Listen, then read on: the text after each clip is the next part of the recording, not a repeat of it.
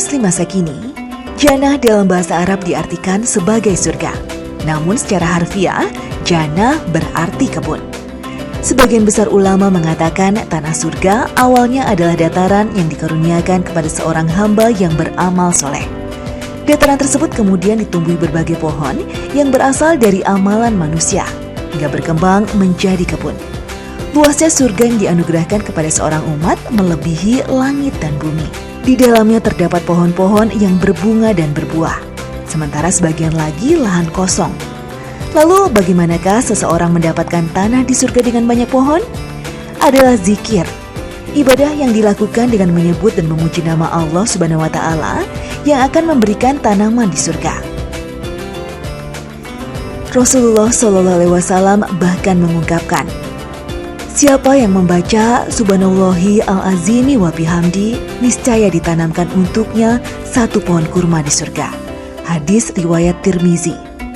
Begitulah Islam memandang pentingnya tanaman dalam kehidupan manusia. Tak hanya untuk hiasan belaka, tanaman juga menjadi jalan pembuka pintu surga.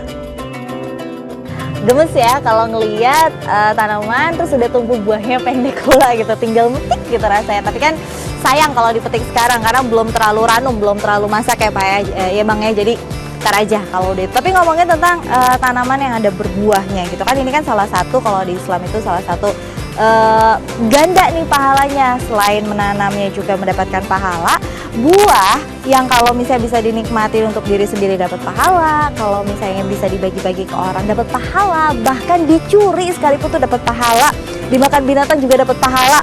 Masya Allah, pokoknya apapun itu yang berguna bagi banyak orang itu pasti dapat pahala. Berguna bagi makhluk hidup itu pasti dapat pahala. Ini tadi aku lihat juga ada semut-semut yang nih insya Allah nih yang nanam ini bisa dapat pahala berlimpah banyak gitu. Tapi ngomongin tentang tanaman buah yang ada di sini, ini ada apa aja sih Bang? Ada jambu, jambu kristal, jambu Mana batu, tuh? jambu kristal. Oh ini Lemon California yang kuning, yang besar itu ya? yang kuning panjang. Oh iya. Terus ada klengkeng. Ini yang di belakang aku. Ya, klengkeng. Ada juga plum, tapi red ya, red plum ya, bukan black red plum. Oke. Ada anggur Brazil atau jaboticaba. Tapi ngomongin tentang kalau tanaman berbuah dengan tanaman hias itu harganya lebih mahal mana sih sebenarnya? Kalau dilihat untuk tanaman buah, kalau dia udah berbuah harganya mahal. Sebenarnya cara bercocok tanamnya itu sama nggak sih, setipe nggak sih proses merawatnya? Agak berbeda nih. Oh gitu, gimana bedanya? Kalau tanaman buah sekarang itu kan lebih modern. Dari insinyur pertanian sekarang ditemukan dengan cara okulasi. Jadi pohon di minimalis pendek, jadi dia udah berbuah. Sekarang aku boleh nggak sih Bang Dani ajarin aku cara bercocok tanam satu aja gitu jenisnya? Boleh. Nah, yuk. Pemirsa Muslim masa kini, salah satu amalan yang wajib kita laksanakan sebagai umat Muslim adalah sedekah. Bersedekah pun tidak harus dengan materi. Salah satu sedekah yang paling mudah adalah dengan menanam pohon. Menanam pohon juga disebut sebagai sedekah jariah, di mana pahala tersebut tidak akan terputus hingga hari kiamat. Seperti sabda Rasulullah SAW. Tidaklah seorang muslim menanam tanaman lalu memakannya baik manusia atau keledai atau burung kecuali akan menjadi sedekah baginya hingga hari kiamat. Hadis riwayat Muslim. Menanam pohon memiliki banyak sekali manfaat, baik bagi makhluk hidup maupun alam sekitar. Rasulullah SAW bahkan mengatakan, menanam pohon meski hasilnya tidak bisa kita nikmati sudah menjadi tabungan pahala bagi kita. Tidak ada seorang muslim yang menanam pohon, kecuali sesuatu yang dimakannya dari tanaman itu akan menjadi sedekah baginya. Dan yang dicuri akan menjadi sedekah. Apa saja yang dimakan oleh binatang buas darinya, maka sesuatu yang dimakan itu akan menjadi sedekah baginya. Apapun yang dimakan oleh burung darinya, maka hal itu akan menjadi sedekah baginya.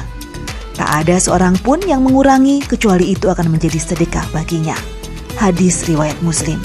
Tanaman memang membawa berjuta manfaat bagi manusia dan makhluk hidup, baik untuk keindahan maupun kesehatan. Salah satu tanaman yang dipercaya sangat bermanfaat bagi kesehatan sejak zaman Nabi adalah tanaman bidara. Nah ini nih kita bakalan apa?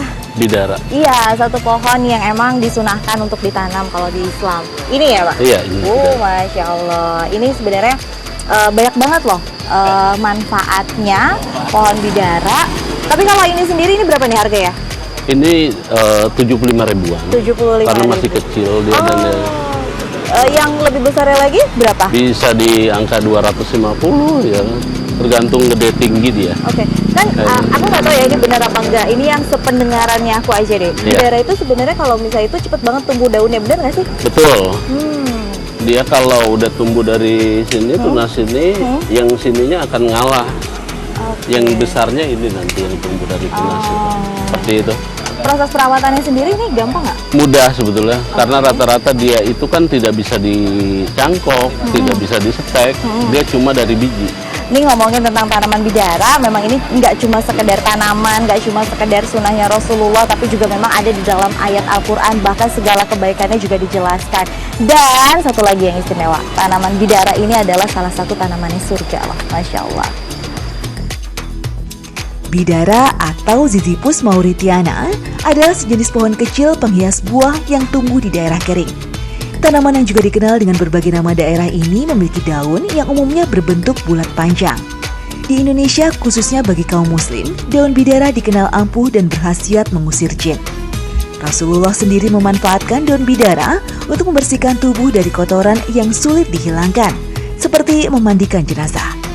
Diriwayatkan ketika Zainab, putri Nabi SAW meninggal dunia, cuci jenazahnya 3 kali, 5 kali, atau boleh lebih dari itu, jika menurutmu dibutuhkan dengan air dan daun bidara. Hadis riwayat Bukhari. Rasulullah juga menganjurkan kaum wanita untuk membersihkan darah sisa haid dengan daun bidara. Wanita itu bisa mengambil daun bidara dicampur air, lalu berwudu, kemudian mencuci kepalanya. Hadis riwayat Abu Daud. Penggunaan daun bidara untuk masalah kesehatan di zaman Rasulullah SAW dibenarkan oleh penelitian kesehatan zaman sekarang. Senyawa yang terdapat dalam daun bidara dipercaya memiliki banyak manfaat bagi tubuh. Yang pertama adalah untuk mempercepat penyembuhan luka, karena daun bidara memiliki sifat antiinflamasi dan antibakteri yang sangat baik dalam membantu mempercepat proses regenerasi kulit. Daun bidara juga baik untuk mengatasi masalah pencernaan, terutama MAH. Hal ini karena daun bidara dapat meringankan dampak negatif dari asam lambung dan juga membantu mengeluarkan racun dalam pencernaan, serta mencegah terjadinya infeksi pada salurannya.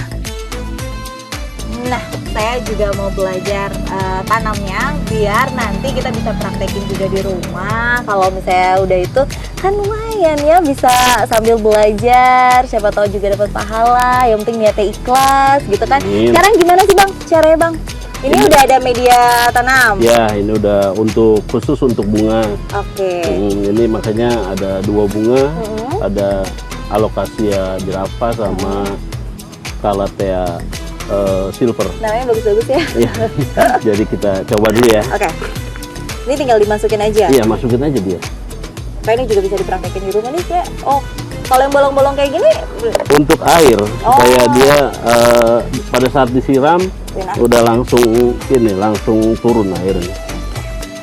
Ini kita sebenarnya nggak perlu kayak ditekan-tekan gitu, Nggak perlu, usah ya? nggak perlu, udah gini. Udah gini aja? Iya, ini jadi. Oh iya, sekarang aku mau gini deh. Ini sebenarnya mitos atau fakta nih? Tadi dulu Bang, jongkok dulu, jongkok. Mau ambil gunting. Iya, ntar. Ngambil gunting kan, ntar. Iya. Ini cuma penasaran gini, kan banyak orang yang selalu kayak gini, aduh saya mah nggak cocok bercocok tanam, soalnya tangan saya tuh kalau bercocok tanam, tanamannya mati semua gitu. Sebenarnya semua orang tuh bisa bercocok tanam, atau emang ada orang-orang yang tipenya yang nggak bisa gitu, tanamannya nggak hidup, atau gimana sih? Itu sebetulnya fakta. Oh iya? Jadi ada beberapa orang yang menanam pohon, walaupun pohon sebandel apapun, pada saat dia tanam pohon itu mati. Oke. Dia tidak boleh menanam pohon. Oke. Gitu. Ada itu emang fakta. Banyak orang yang seperti itu ada. Oke. Saudara saya sendiri pun sama seperti itu. Jadi itu bukan mitos sebetulnya. Oke, tapi nanti kita cari tahu ya sebenarnya itu fakta atau mitos dan alasannya tuh kenapa sih ada orang-orang yang nggak bisa bercocok tanam itu alasannya apa, nanti kita cari tahu. Ini udah selesai, ini tinggal digunting aja berarti ya. Betul. Nah abis ini saya mau istirahat, merilekskan diri karena di sini juga katanya ada fish therapy. Iya, fish therapy adanya di depan. Oke lah kalau kayak gitu nih tinggal digunting, nanti bisa langsung dihias lah, nanti kita bawa pulang. Wah, bercocok tanam sudah, rasanya lelah juga nih. Untungnya di sini tak hanya ada tanaman hias, tapi juga ada terapi ikan yang bisa membantu menghilangkan stres. Saya akan mencobanya sesaat lagi, tetap di Muslim Masa Kini.